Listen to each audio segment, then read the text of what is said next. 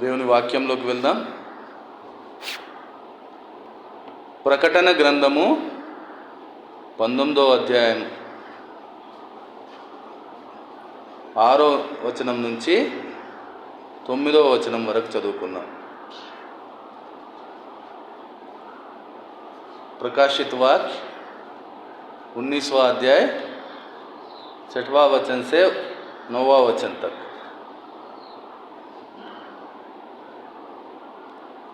అప్పుడు గొప్ప జనసమూహపు శబ్దమును, విస్తారమైన జలముల శబ్దమును, బలమైన ఉరుముల శబ్దమును పోలిన ఒక స్వరము, సర్వాధికారియు ప్రభువునగు మన దేవుడు ఏలుచున్నాడు, ఆయనను స్తుతించుడి, గొర్రెపిల్ల వివాహోత్సవ సమయం వచ్చినది, ఆయన భార్య తన్ను తాను సిద్ధపరచుకొని ఉన్నది కనుక మనము సంతోషపడి ఉత్సహించి ఆయనను మహిమపరచెదమని చెప్పగా వింటిని. మరియు ఆమె ధరించుకొనుటకు ప్రకాశములను నిర్మలమునునైన సన్నపు నారపు బట్టలు ఆమెకు ఇయ్యబడెను, అవి పరిశుద్ధుల నీతి క్రియలు. మరియు అతడు నాతో ఇలాగ చెప్పెను, గొర్రెపిల్ల పెళ్లి విందుకు పిలువబడిన వారు ధన్యులని వ్రాయము. మరియు ఈ మాటలు దేవుని యథార్థమైన మాటలని నాతో చెప్పెను. దేవుడి వాక్యములను దీవించునుగాక. ప్రియ సంగమా, ఈరోజు దేవుడు ఒక వివాహము, దానికోసం ఉండే ఏర్పాట్లు, దానికోసం కావలసిన సిద్ధపాటు గురించి మాట్లాడుతూ ఉన్నారు. ఈ సమయంలో మన కుటుంబంలో కూడా ఒక వివాహం జరగబోతూ ఉన్నది. దానికోసం కూడా ఏర్పాట్లు జరుగుతూ ఉన్నవి. ప్రత్యక్షంగా పరోక్షంగా అందరూ ఈ ఏర్పాట్లలో భాగమవుతూ ఉన్నారు. మన అందరి ఆశ, మన అందరి కోరిక, మన అందరి ఉద్దేశం ఈ కార్యం ఎంతో సంతోషంగా జరగాలి. ఆ సంతోషం మనం అందరము అనుభవించాలి. అందుకనే దానికోసమే ఈ ఏర్పాట్లు, ఈ సిద్ధపాట్లు, ఇవన్నీ. ఎందుకంటే ఇవి ఎంత జాగ్రత్తగా మనం చేస్తామో అంత సంతోషాన్ని మనము పొందుకుంటాం. ఆ సంతోషాన్ని మనము జ్ఞాపకాలుగా మన జీవితాంతం ఉంచుకుంటాం. అందుకనే ఈ సమయం ఎంతో ముఖ్యమైనది. ఇప్పుడు చేయబోయే నిర్ణయాలు కానీ, ఇప్పుడు తీసుకునే అడుగులు కానీ, ఇవన్నీ ఎంతో ముఖ్యమైనదిగా మనము అర్థం చేయాలి. ముఖ్యంగా వివాహం చేసుకునేవారు ఈ సిద్ధపాటు సమయం ఎంతో ముఖ్యమైనది. ఈరోజు దేవుడు పరలోక వివాహం గురించి జ్ఞాపకం చేస్తూ ఉన్నారు. గొర్రెపిల్ల వివాహ సమయాన్ని గుర్తు చేస్తూ ఆ వివాహ వధువు గురించి, ఆమె సిద్ధపాటు గురించి దేవుడు మాట్లాడుతూ ఉన్నారు. మనందరికీ తెలుసు ఆ వధువు ఎవరో కాదు, ఆయన సంఘంగా ఏర్పాటు చేయబడిన నీవు, నేను, మనమందరం. వరుడు ఆ గొర్రెపిల్ల మన కోసం ప్రాణమిచ్చి మనలను ఏర్పరచుకున్న మన యేసయ్య. ఇదే మన రక్షణ జీవితం. ఈ ఏర్పరచుకున్న జీవితమే మన రక్షణ జీవితం. ఆయన ఈరోజు మనల్ని ఏర్పాటు చేసుకున్నారు. ఒకరోజు ఆ వివాహానికి మనము సిద్ధము కావలసిన వారమై ఉన్నాం. ఈ జీవితం అంతా ఆ వివాహ ఏర్పాట్లు, సిద్ధపాట్లతో ఉండే ఒక జీవితం. ఈ సమయం అంతా, ఆయన ఇచ్చిన ఈ సమయం అంతా ఆ ఏర్పాట్లు, ఆ సిద్ధపాట్ల కోసం ఉండే సమయం. అందుకనే ఈ సమయం ఎంతో ముఖ్యమైనది. ఎందుకంటే ఈ సమయాన్ని మనం ఎలా అయితే గడుపుతామో, ఈ సమయంలో ఎలాంటి నిర్ణయాలు తీసుకుంటామో, ఈ సమయంలో ఎలాంటి మార్పులు మన జీవితంలో మనం మొదలు పెడతామో, వాటన్నిటి ఫలితాన్ని ఆ రోజు మనం చూడగలుగుతాం.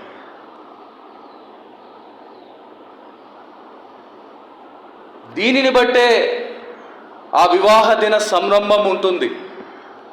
దీనిని బట్టే ఆ వివాహ జీవితంలో సంతోషం ఉంటుంది. దీనిని బట్టే ఆ వైవాహిక ఆనందాల అనుభవాలు మనకు మిగులుతాయి. అందుకనే ఈ జీవితంలో ఉండే సిద్ధపాటును ఈరోజు మనము ఒకసారి జ్ఞాపకం చేసుకోవాల్సిన అవసరం ఉంది. ఈ సిద్ధపాటు దేనికోసం అంటే ఒకరోజు జరిగే ఆ వివాహం కోసం.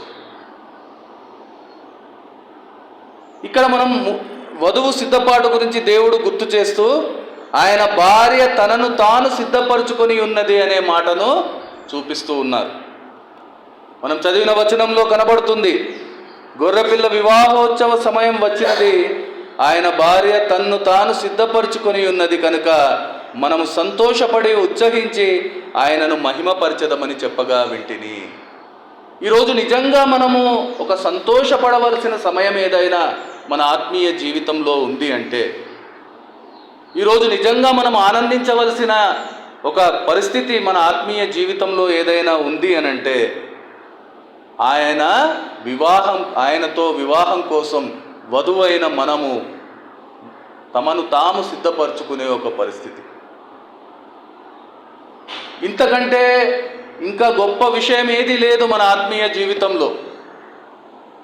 ఈ లోకంలో ఉండేది ఏది ఉన్నా లేకపోయినా, మనం కోరుకున్నది ఏది మనకు దక్కినా దక్కకపోయినా,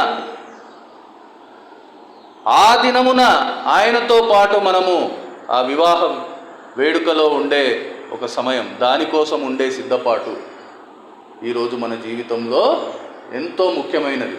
ఎందుకంటే అది మాత్రమే ఒకరోజు మనకు సంతోషాన్ని ఇచ్చేది. అది మాత్రమే ఒకరోజు మనకు నిత్య ఆనందాన్ని ఇవ్వగలిగేది. ఈరోజు అనేక వాటి కోసం మనం అరులు చాస్తూ ఉన్నాం, అనేక వాటి కోసం మనం ఆశపడుతూ ఉన్నాం, అనేక వాటి కోసం మనము ప్రయాసలు చేస్తూ ఉన్నాం. కానీ మనం ఆశించేవి ఎంతవరకు మనల్ని సంతోషపెట్టగలవు? మనం ఆశించేది మనకు ఎంతవరకు ఆనందాన్ని ఇవ్వగలవు? ఒక్కసారి మనము ఆలోచన చేయలేకపోతున్నాం. ఎందుకనంటే ఈ నిజాన్ని మనం అర్థం చేయలేకపోతూ ఉన్నాం. ఇక్కడ వాక్యము ఆ సమయాన్ని, ఆ వధువు సిద్ధపాటును, అది చూసిన వారి సంతోషము, ఉత్సాహాన్ని, దాని ద్వారా వాళ్ళు దేవుణ్ణి మహిమపరిచిన ఒక పరిస్థితిని ఒక వాక్యంలో మనకు కళ్ళకు కట్టినట్టు చూపిస్తూ ఉన్నారు. ఇదే మన జీవితంలో కూడా కనబడాలి. ఆ సంతోషం మన జీవితంలో కనబడాలి, ఆ సాక్ష్యం మన జీవితంలో వినబడాలి, ఆ సిద్ధపాటు మన జీవితంలో నెరవేర్చబడాలి. ఆ సిద్ధపాటు కలిగి ఉండడమే నిజమైన సంతోషం. దానిని బట్టే దేవునికి నిజమైన మహిమను మనము ఇవ్వగలుగుతాం. ఇంకా వేరే ఏ పనులు చేసినా, ఇంకా వేరే ఏ ప్రయాస పడినా అది నీకు సంతోషం ఇవ్వదు, నీ దేవుణ్ణి మహిమపరచదు. ఈరోజు మనం అందరము ఆయన కృప వల్ల ఆ సిద్ధపాటులో ఉన్నాం. దానిని బట్టే దేవుణ్ణి ఆరాధించే ఒక గొప్ప అనుభవం మన కళ్ళ ముందు కనిపిస్తుంది. అంతేకాదు ఆయనను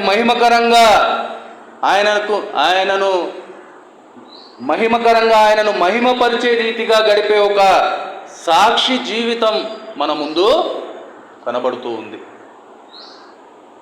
ఒక ఆత్మీయ అనుభవం మన ముందు ఉంచబడి ఉంది. అదే ఆ పరలోక వివాహం. దేవునికి స్తోత్రం. ఈ రక్షణ అనుభవం దేవుడు మనకిచ్చి ఉన్నారు.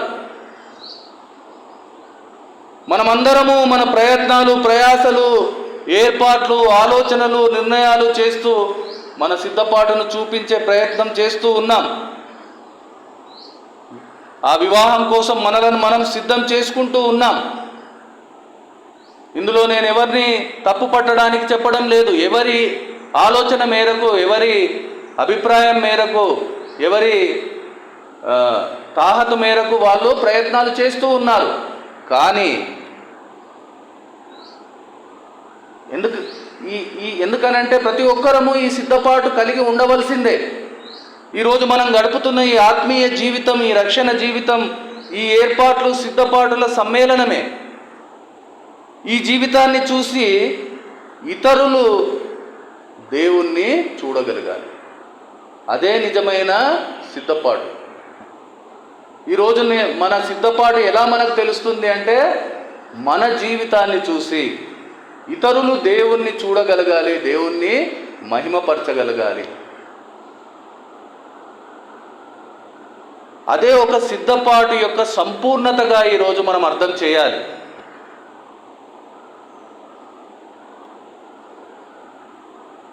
ఈ సంపూర్ణత పొందే బాధ్యత, ఈ సంపూర్ణత వరకు మన జీవితాన్ని తీసుకువెళ్ళే బాధ్యత మనదే. అందుకనే వాక్యం ఏం చెబుతుంది? ఆ వధువు తనను తాను సిద్ధపరచుకునే ఒక పరిస్థితిని చూపెడుతుంది.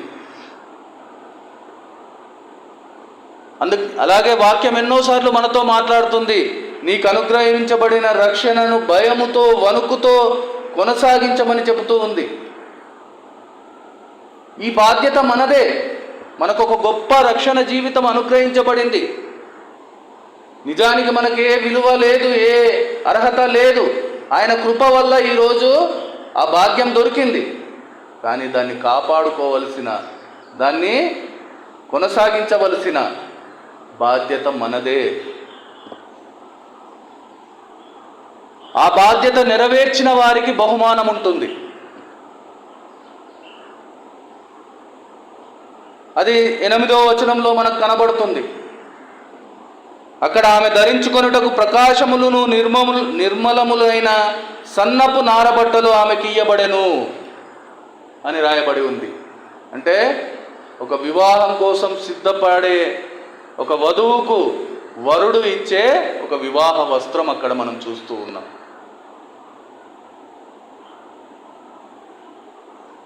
ఇక్కడ సిద్ధపాటుకు బహుమతిగా మనం చూస్తూ ఉన్నాం. అదే వివాహ వస్త్రం ఇవ్వబడడం. ఎవరి సిద్ధపాటు అయితే ఆయనకు మహిమకరంగా ఉందో, ఆయనను స్తుతించేదిగా, ఆయన స్తుతికి కారణంగా ఉంటుందో, వారికి మాత్రమే అనుగ్రహించబడే వివాహ వస్త్రం ఇది. ఇది అనుగ్రహించబడిన వారే ఆ వివాహానికి యోగ్యులుగా మనం అర్థం చేయవలసిన అవసరం ఉంది. సంగమా, ఒక్కసారి ఆలోచన చేద్దాం. ఈరోజు మనం అనేక ఏర్పాట్లు, సిద్ధపాట్లు, వాటి కోసం ఎన్నో ఆలోచనలు, నిర్ణయాలు చేస్తూ ఉన్నాం. అందులో ఏ సందేహం లేదు. కానీ మనం ఏం చూస్తూ ఉన్నాం? దేవునికి మహిమకరం, ఆయనకు మహిమ తెచ్చే ప్రయత్నము మాత్రమే పరిపూర్ణము. అదే మన ఆత్మీయ జీవిత సంపూర్ణత. ఆ సంపూర్ణతకే బహుమతి దొరుకుతుంది. ఆ బహుమతే వివాహ వస్త్రంగా మన ముందు ఉంచబడి ఉంది. ఈరోజు ఒక్కసారి మనం ఆలోచన చేద్దాం. ఈరోజు మన సిద్ధపాటు ఎవరికి మహిమకరంగా ఉంటుంది? ఎవరి ఇష్టానికి అనుకూలంగా ఉంటుంది? ఏ బహుమానాన్ని పొందేదిగా ఉంటుంది? ఒకసారి మనము ఆలోచన చేయాల్సిన అవసరం ఉంది. ఇక్కడ ఒక మాట మనం అర్థం చేయాలి. ప్రయత్నించే ప్రతి ఒక్కరికి అది ఇవ్వబడడం లేదు. అంటే ఇది పొందుకోవడానికి అర్హత కేవలం ప్రయత్నం మాత్రమే కాదు. ఆ ప్రయత్నం పూర్తి చేసే ఒక పరిస్థితి. ఆ ప్రయత్నం పూర్తి చేసే వారికి మాత్రమే అది అనుగ్రహించబడుతుంది. అంతేకాదు, దేవునికి మహిమకరంగా పూర్తి చేసిన వారికి మాత్రమే. ఇది మర్చిపోవద్దు మనం. ఎందుకంటే ఈరోజు చాలామంది ఏదో ఒక ప్రయత్నం చేస్తున్నారు. ఏదో ఒక ప్రయత్నం. దాని ఫలితం ఏమవుతుంది, దాని అంతం ఏమవుతుంది అనే ఒక ఆలోచన లేకుండా ఏదో ఒక ప్రయత్నం, తమను తాము సమర్థించుకుంటున్నారు. ఆ ప్రయత్నాలతో, ఆ ప్రయాసలతో వాళ్ళకు ఫలితం మీద ఆశ లేదు, ప్రయత్నం పూర్తి చేయాలన్న ధ్యాస లేదు. అందుకే వాక్యం స్పష్టం చేస్తుంది, సిద్ధపడిన వారికే వివాహ వస్త్రం ఇవ్వబడుతుంది. ఆ ప్రయత్నం పూర్తి చేసిన వారికే ఆ వివాహ వస్త్రం ఇవ్వబడే ఒక పరిస్థితిని చూస్తూ ఉన్నాం. ప్రయత్నం చేయడం మాత్రమే సరిపోదు సంగమా. ఏ ప్రయత్నం అయితే చేస్తూ ఉన్నావో ఆ ప్రయత్నము పూర్తి చేయగలగాలి. ఆ ప్రయత్నము దేవునికి మహిమకరంగా చేసే ఒక పరిస్థితిని ఈరోజు మన ముందర దేవుడు ఉంచుతూ ఉన్నారు. అంతేకాదు, ఇక్కడ ఒక విషయం మనం జ్ఞాపకం చేసుకోవాలి. మొదట మనం పొందుకున్న రక్షణ వస్త్రం దేవుని కృప, ఆయన నీతి ఆధారితమైనది. అందుకు మనం యోగ్యులము కాము, అయినా మనకు అనుగ్రహించబడింది. కానీ ఈ వివాహ వస్త్రము పరిశుద్ధుల నీతి క్రియలుగా చెప్పబడుతూ ఉంది. అంటే మన క్రియల ఆధారంగా అనుగ్రహించబడే ఒక పరిస్థితిని, అది అనుగ్రహించబడిన రక్షణ పాత్రను చేతిలో పట్టుకొని, దేవుడు చెప్పిన ఆజ్ఞలను హృదయంలో ఉంచుకొని, ఆయన మీద నమ్మకంతో ఆయన వైపు చూస్తూ నడిచే జీవితం మాత్రమే అది పొందగలుగుతుంది. అది మాత్రమే ఈ రక్షణ జీవితానికి ఒక పరిపూర్ణతను ఇవ్వగలుగుతుంది. ఈరోజు నీ ఆత్మీయ ప్రయాణాన్ని ఒక్కసారి పరిశీలన చేసుకోవాల్సిన అవసరం ఉంది. నువ్వు ఎటువైపు చూసి నడుస్తూ ఉన్నావు? ఏ ఆజ్ఞలను నీ హృదయంలో ఉంచుకొని అడుగులు వేస్తూ ఉన్నావు? ఒకసారి ఆలోచన చేయవలసిన అవసరం ఉంది. ఎందుకనంటే దేవుడిచ్చిన రక్షణ పాత్రను చేత పట్టుకొని, ఆయన ఆజ్ఞలను హృదయంలో ఉంచుకొని, ఆయన వైపు చూస్తూ నమ్మకంతో వేసే అడుగు మాత్రమే ఆ వివాహ వస్త్రాన్ని పొందుకుంటుంది. ఆయన వధువుగా వివాహ గడియలను చేరుకుంటుంది, ఆయనతో జతకూడుతుంది. నిజంగా ఇదే నీ ఆశ అయితే, దీనికోసమే నీ శ్వాస ఉంటే, ఈరోజు ఒక్కసారి ఆత్మ పరిశీలన చేసుకోవాల్సిన అవసరం ఉంది. మన ప్రయత్నాలు, మన సిద్ధపాట్లు, మన ఏర్పాట్లు ఎక్కడ ఉన్నాయి, ఎలా ఉన్నాయి, ఆలోచన చేయవలసిన అవసరం ఉంది సంగమా.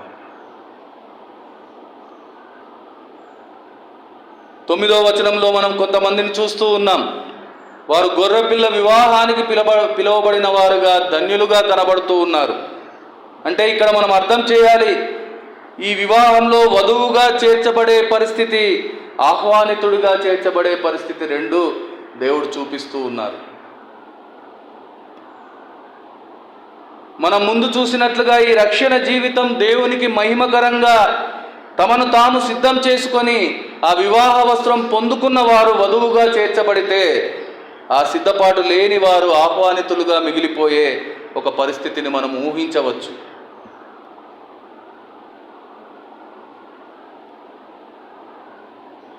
ఇది ఊహ మాత్రమే. ఆ రోజు ఆ పరలోక రాజ్యంలో, ఆ వివాహ సమయంలో వధువుగా చేర్చబడే పరిస్థితుల్లో మనం ఉంటున్నామా? కేవలం ఆహ్వానితులుగా అక్కడ కూర్చునే వారిగా ఉంటున్నామా? ఆ ఊహకు బలంగా ఒక చిన్న వాక్యాన్ని చూడడానికి ఇష్టపడదాం. మార్కు సువార్త 4:20లో మనం చూస్తాం. విత్తనాల ఉపమానంలో, మంచి నేలను విత్తబడిన వారెవరనగా, వాక్యము విని దానిని అంగీకరించి 30దంతలుగాను 60దంతలుగాను 100ంతలుగాను ఫలించువారని చెప్పెను. ఈ ఉపమానం మనకు తెలుసు. ఇందులో శ్రేష్టమైనది మంచి నేలన పడే విత్తనం. మిగతా 3 విత్తనాలు, ఒకటి పక్షి పోతుంది, రెండవది చిన్నగా మొలకెత్తుతుంది, కింద రాయి తగలగానే ఎండిపోతుంది, మూడవది కొద్దిగా మొలకెత్తి ఎదిగినప్పటికీ దానికంటే బలంగా ముళ్ళ పొదలు ఎదగడం వల్ల అది ఎదగకుండా ఆగిపోయే ఒక పరిస్థితి మనకు అక్కడ కనబడుతుంది. ఈ 4వ విత్తనం ఒక్కటే ఫలితాన్ని చూపిస్తూ ఉన్నది. కానీ ఈ ఫలితాన్ని చూపిస్తూ ఉన్నప్పటికీ మనం గమనించవలసిన విషయం ఏమిటంటే, ఆ ఫలితంలో కూడా ఒక తేడాను దేవుడు గుర్తు చేస్తూ ఉన్నారు. అన్నీ మంచి నేలనే విత్తబడి ఉన్నవి, కానీ ఫలితంలో మనం చూస్తే 30దంతలు 60దంతలు 100అంతలుగా మనకు ఆ ఫలితాన్ని దేవుడు గుర్తు చేస్తూ ఉన్నారు.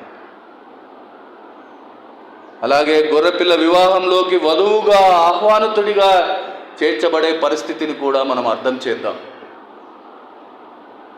100అంతలుగా ఫలించే ప్రతి ప్రయత్నము ఆ వివాహ వస్త్రాన్ని పొందుకుంటుంది, వధువుగా ఆయన చెంత చేర్చబడుతుంది. అంతకు తగ్గిన ప్రయత్నం అది ఏదైనా నిన్ను నన్ను మనలందరినీ ఆహ్వానితుడిగా మాత్రమే నిలబెడుతుంది. ఒకసారి ఆలోచన చేద్దాం, నిజమైన సంతోషం ఎందులో ఉంది? నిజంగా ఒక వివాహ దృశ్యాన్ని మనం కళ్ళ ముందు ఉంచుకుంటే నిజమైన సంతోషం ఎవరికి ఉంటుంది? వధువుకు ఉంటుందా? ఆ వివాహానికి ఆహ్వానించబడిన వారికి ఉంటుందా? ఇది అర్థం చేసుకొని మన అంతరంగాన్ని సరిచేసుకుందాం. ఆయన వధువుగా, ఆయన ఇచ్చే వివాహ వస్త్రం పొందుకునే వారిగా మన సిద్ధపాటును నిశ్చయం చేసుకుందాం. ఆయనతో వివాహానికి సిద్ధపడదాం. ఇదే ఈరోజు మనం ఆయనకు చేసే ఆరాధన. ఇది లేకుండా మనం ఏది చేసినా అది ఆయనకు మహిమకరం కాదు. సంగమం, ఆరాధన చేసుకుందాం.